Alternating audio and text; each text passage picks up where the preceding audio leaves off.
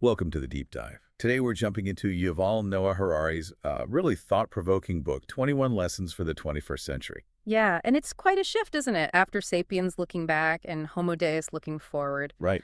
This one is very much about the now, about grappling with, the anxieties of today. Okay, let's unpack this because Harari really starts by challenging some big ideas, doesn't he? What does he see as the core problem with our sort of existing global stories? Well, he basically argues that the big isms, communism, fascism, even liberalism and capitalism, they're kind of running out of steam. They don't have the answers for today's crises. And his take on capitalism is particularly sharp. It is. He says, look, it promised a bigger slice of the pie for everyone, which, okay, maybe it delivered in some ways, but it offers zero solutions for things like ecological collapse or massive tech disruption. Because its whole engine is growth at all costs. Exactly. He suggests its very nature causes these problems, or at least makes them much worse.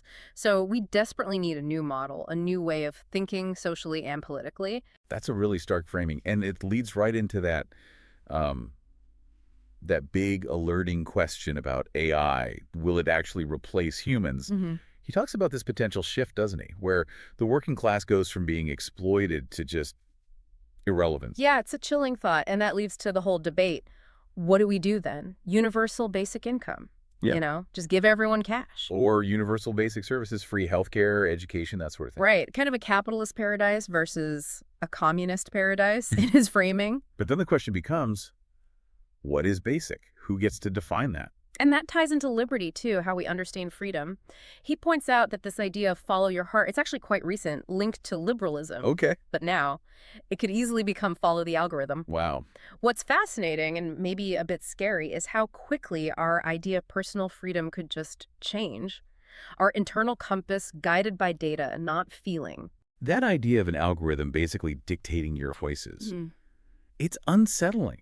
How does he suggest we even approach that? He also takes aim at nationalism, doesn't he? He does. He calls it a kind of fictional concept, really. A way to simplify the world, maybe make it easier to control people. He asks that provocative question. Yeah.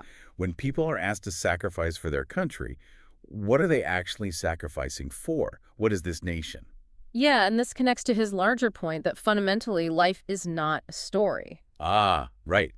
The narratives we build. Exactly. He sees stories as human tools, useful, sure, for simplifying choices, but also used to control populations. It echoes Buddhist thought, actually. How so? The idea that everything's always changing, nothing has a permanent essence, nothing is ultimately satisfying.